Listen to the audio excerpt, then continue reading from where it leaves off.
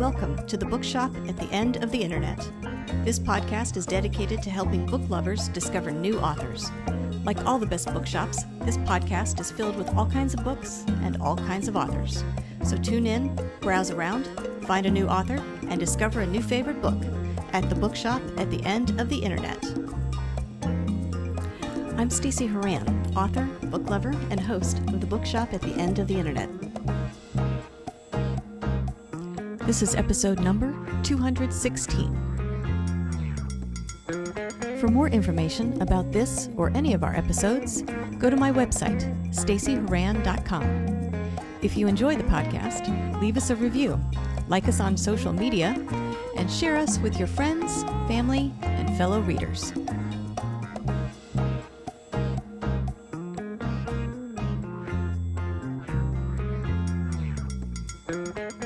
In today's episode of the Bookshop at the End of the Internet, I'm chatting with author Raymond Paul Johnson about his debut novel, Conspiracy Ignited. Ray's main character is a former CIA combat pilot turned California litigator named Eric Ridge. As the book opens, an attempt is made on Ridge's life, which sets off a twisty, suspense-filled game of cat and mouse that ultimately leads to his discovery of a powerful cabal vying for control of the U.S. legal system. In this fast-paced thriller, Ray covers everything from civil trial lawyers to CIA operatives, and the world of aviation to the post-combat experiences of military veterans.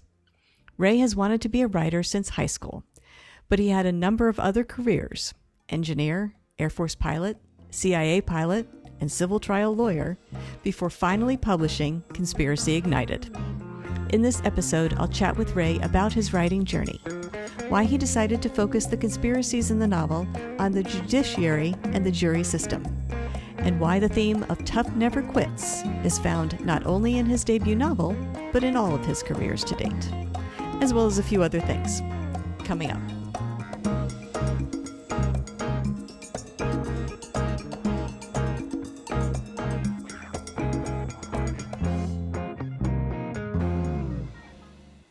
Raymond Paul Johnson, I want to thank you very much for joining me today on the podcast. Well, thank you, Stacey, and thanks for inviting me. I thought what we could do today is start by talking about your debut novel, Conspiracy Ignited. If you don't mind, tell us a little bit about this book and what inspired you to write it. All right. It follows a civil trial lawyer.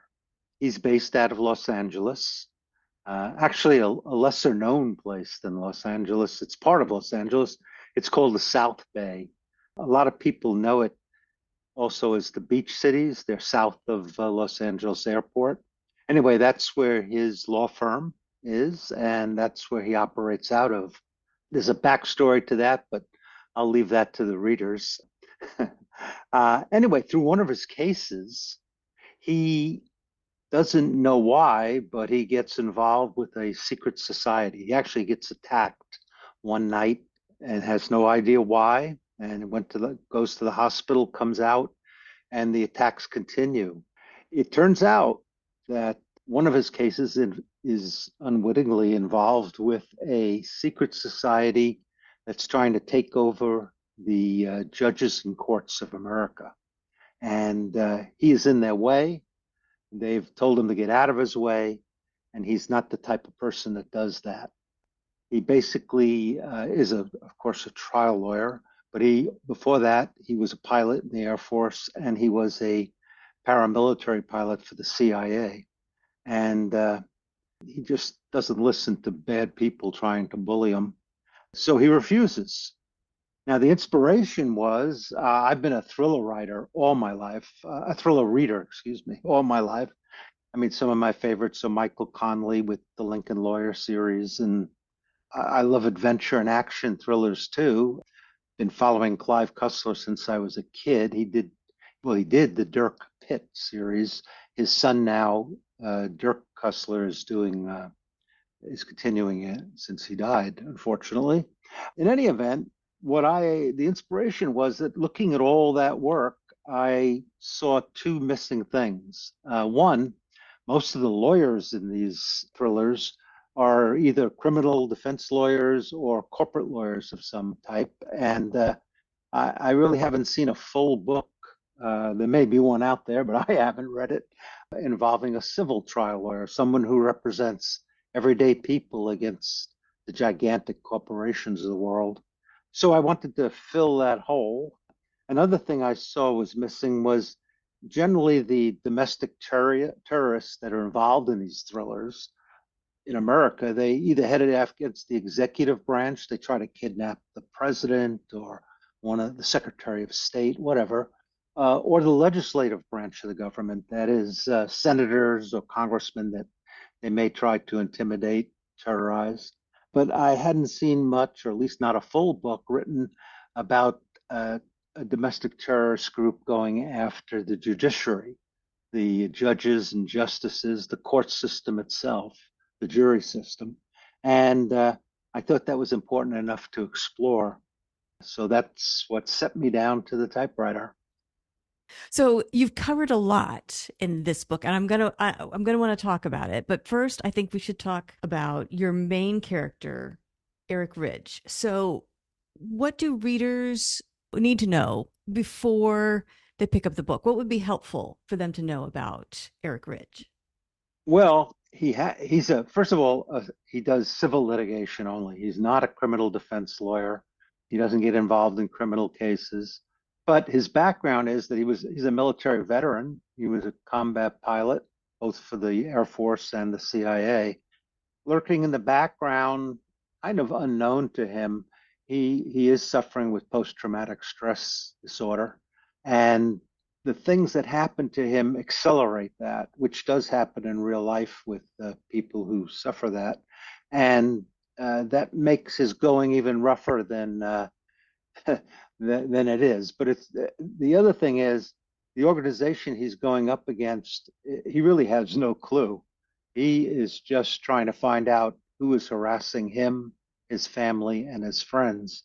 So there's a lot of investigation that goes on. In that regard, he counts on his best friend, who is an investigator at his law firm, a fellow named Terry Powell. And Terry has a history with Eric, which I don't want to get into because it's part of the surprises in the book. But let's just say they're very close friends and have a kind of a unique relationship. And they both get pretty embroiled with this secret society, which, by the way, is called the Raven Society. And another supporting cast member is Ridge's wife. What should readers know about her? Because she plays a role. She plays a big role, both in Eric's life and in the novel itself. Her name is Jane, Jayne. So it's Jane Ridge, and she's concerned about Eric and his PTSD even before these things start to happen. And of course, she's part of the victims that are chased by the Raven Society, which makes it even worse for Eric Ridge. She works at his firm, and she is their computer expert basically. And in that way, through computer systems, she helps his investigator Terry Powell try to understand what's going on. Well, let's talk about sort of the counterpoint to your protagonist. Let's talk about the villain, or villains, maybe we should say, in the book. So you mentioned the Raven Society, but there's another key villain. Yeah, this certainly is. That man's name is Calvin Hess. Calvin Hess, Hess. I spent a lot of time in the book exploring Calvin because he is not your typical bad guy in a sense. Here's his attributes. First of all, for reasons that the reader will find out, he is a cold-blooded killer. In fact, his reputation is that he kills without leaving a trace. And he is the main enforcer for the Raven Society. There's another really masterful antagonist, too. In a way, it's Calvin Hess's boss. I don't want to talk too much about him because he's a mysterious character through most of the book. He is referred to as His Eminence, and he is the head of the Raven Society, One of the mysteries in the book is who really is His Eminence. And throughout the book, we get closer, closer, and closer until at the end, even Eric Ridge understands who he is. As you mentioned, this book covers touches on a lot of topics. So you mentioned civil trial litigation, which many readers may not be overly familiar with. There's a lot of media portrayals of the criminal side of the legal system, but not necessarily the civil side. So you're covering the civil side of the judicial system. You've got this powerful cabal, the idea that somebody may be taking over, influencing, controlling this branch of our government. You've also touched on the world of aviation that you cover in the book. You talk about combat veterans and sort of the ramifications of what happens to them. The CIA gets involved. So you've got, it's quite a mix. How do you keep track of it all? What is your process for making sure, one, you spend enough time on all the things you want to spend time on, and two, you keep the plot moving?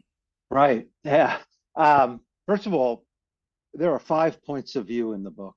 One of them, of course, is Eric Ridge, primary one. Another is his investigator, Terry Powell. Then Calvin Hess has a point of view, and a few other characters that I'll leave out right now who are secondary, but important enough to have that point of view. I'm a pantser. In other words, I do not outline a plot at all. In fact, generally when I start a scene, I don't even know how the scene's going to end, let alone the chapter, let alone the book. What I do is I follow the characters. They lead me. So when I started the book, I sat down and scene one, all I knew was that Eric Ridge was going to be attacked.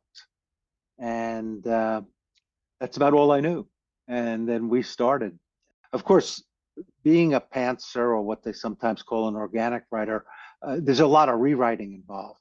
So because none of us can just whip off a novel, that's just doesn't happen. Well, I mean, maybe there's some like the master of crime fiction, James Lee Burke. Maybe he does that. But I know even like a Michael Connelly readily admits that he's a pantser, but then he has to do a lot of rewriting. So did Hemingway. And I guess my writing process is really Hemingway type writing. I really only use short sentences, short paragraphs, and short chapters. And that helps almost every pre-release reviewer mentioned what a page turner it was, how fast you had to go through it. But what really helps that is, of course, having short chapters so people can race through the book and yet still understand the content and follow all the characters. Yeah. Now, that style of writing, did that just come naturally with your fiction writing, or is that something you honed through your legal career? Well, that's an interesting point, by the way. Perhaps I had never thought of that. Perhaps it does come from my legal career, because when I wrote briefs and motions and things like that, I generally did not outline them. I just knew the very major points, and then I went into it and rewrote after that. So yeah, that's very interesting, very insightful, Stacy. Thank you. Yeah, yeah, that tells me something. But really, what I thought up to this point happened was when I decided to write the novel, I started to look into different authors. I became a member of the International Thriller Writers and Mystery Writers of America, and looked at the types. And I started right at the beginning. I tried to do an outline, and it just didn't work for me. There was no surprise. There was no.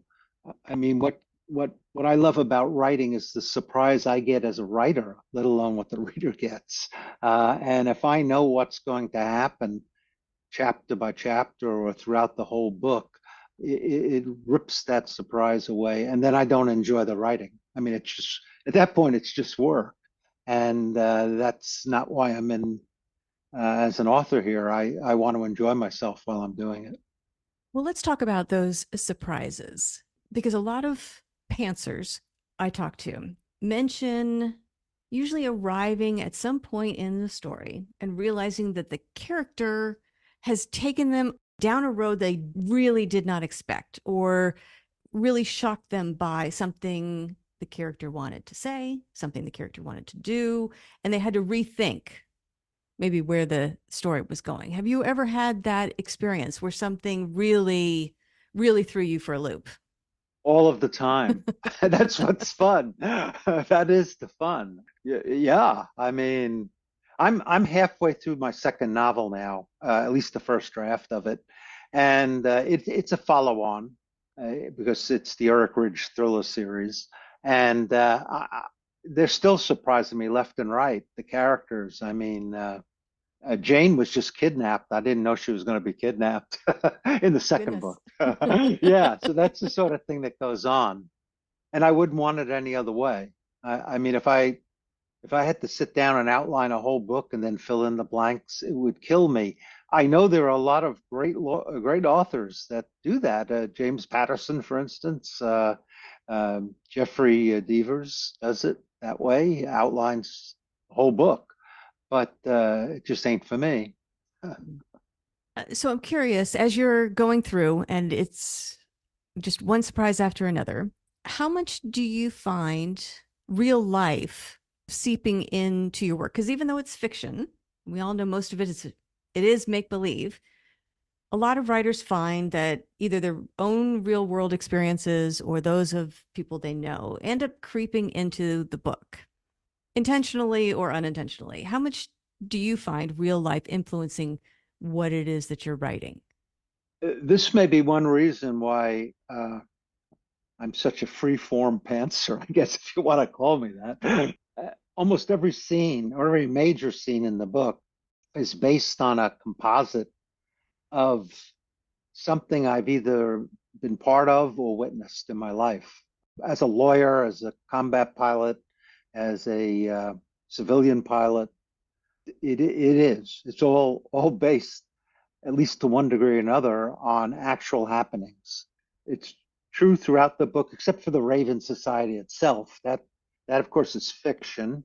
But even I've had other readers in pre-release say that it reminded them of certain groups, and perhaps it does. It wasn't intentional if it did, but I won't say one way or the other.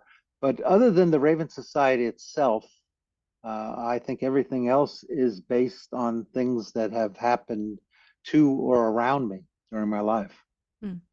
Now, I'm curious whether writing fiction like this is something that you have always wanted to do. Because if it is, how early did you know you wanted to do it, and why the circuitous route you took to get here? Yeah, well, it wasn't circuitous. I don't. It was not circuitous at all. I mean, I know one would think so, but you got to take me back to high school. I had a history teacher who made a pretty big impact on my life. Her name was Mrs. Kratinoff. I had her second and third year of high school. And then in my senior year, I did not have her in a class, but I got accepted to school, to college, and went up to her and I said, "Hey, Mrs. Kratinoff, I just got accepted to college." And she goes, "Oh, good. Which one was that?" And I said, "NYU." And she says, "Oh, good, good, good. And what major?" And I said, "Well, engineering, because I'm going to be an engineer and then I'm going to be a pilot in the Air Force." And there was silence and then there was laughter. She laughed at me. And I said, "What? What's wrong?" She says, "Ray, if you would have said lawyer or writer, I would have went with it. But engineer and pilot, no way." Of course, being the way I am, I went ahead and became a engineer and then a pilot. Actually worked on the space shuttle program as an engineer, but always with thinking about writing, always.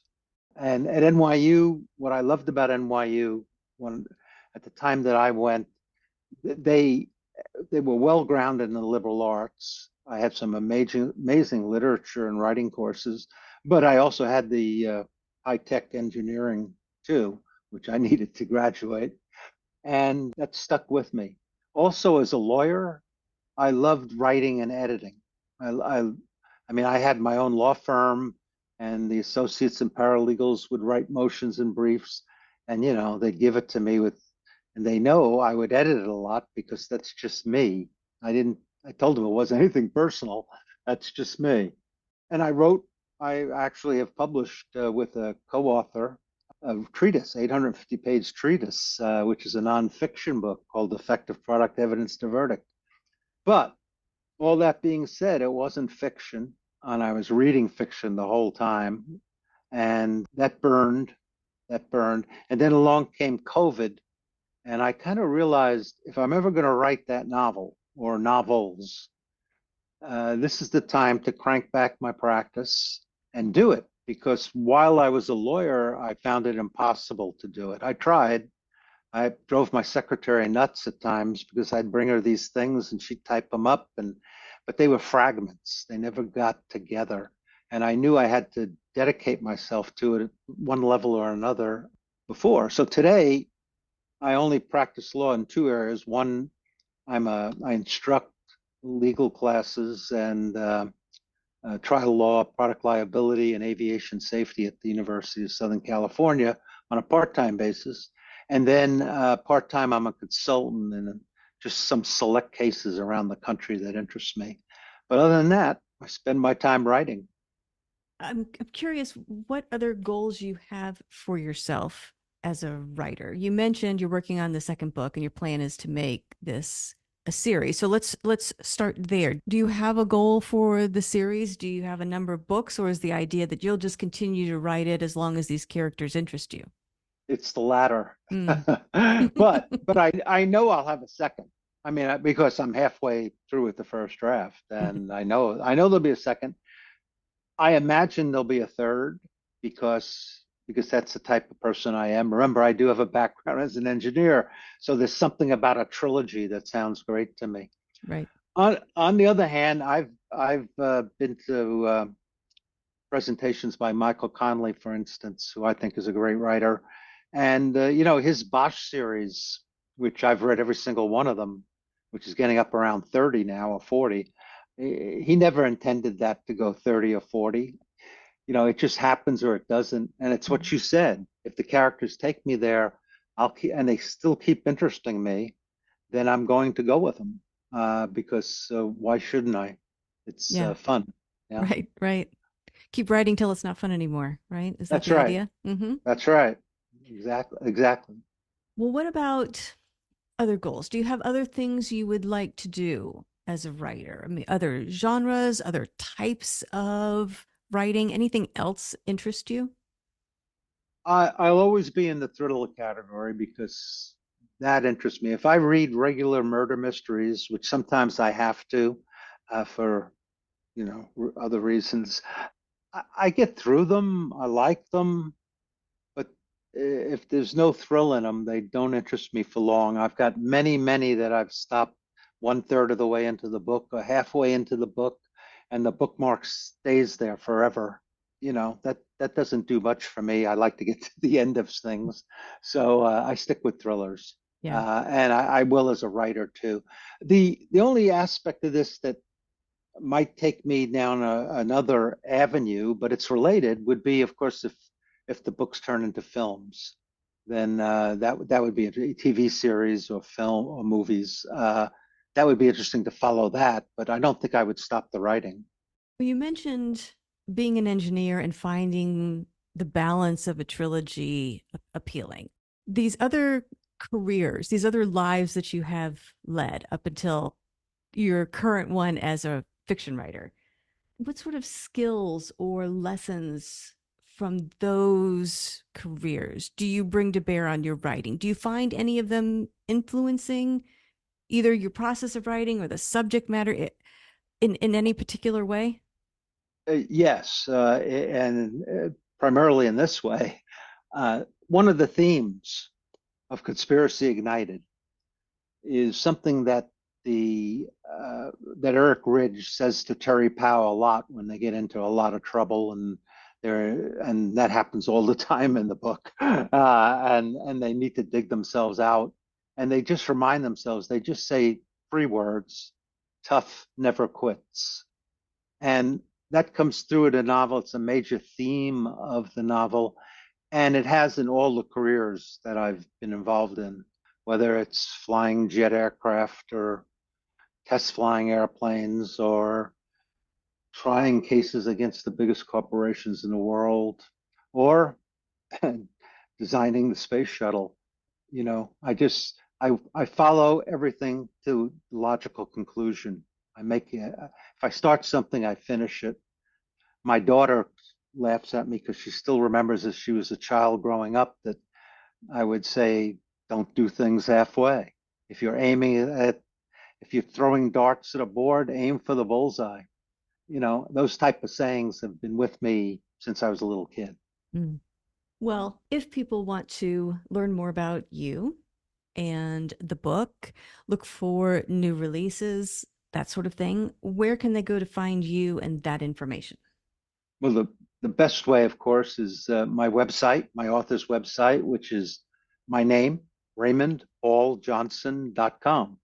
On that, in fact, I've got more than that. I've got a lot about the book. I've got the frequently asked questions. I've got all of well, not all, because other pre-release reviews are coming in, but I've got many of the pre-release reviews in there in total, and rather than just a quote or blurb. So that's the place to start. And I've also got my email address there, and there's even a newsletter if people are interested. Good, good. And you mentioned pre-release. When is it out? Well, actually, it did come out June. It feels like yesterday, by the way, because I've been on well, it's been something. I started at the American Library Association with thousands of book lovers. That's where we basically released the book, and that was quite a thing in San Diego. But it released June 25th, so just a while ago. And tomorrow I'm doing my first Los Angeles book signing and readings at the Book Jewel, which is near LAX. It's a very nice bookstore near LAX. Very good. So if people want to purchase a copy then of Conspiracy Ignited, where can they go to buy it? Well, of course, my publisher is Amphoray Publishing, but it's really at all outlets: Amazon, Barnes and Noble, Books A Million, Bookshop.org.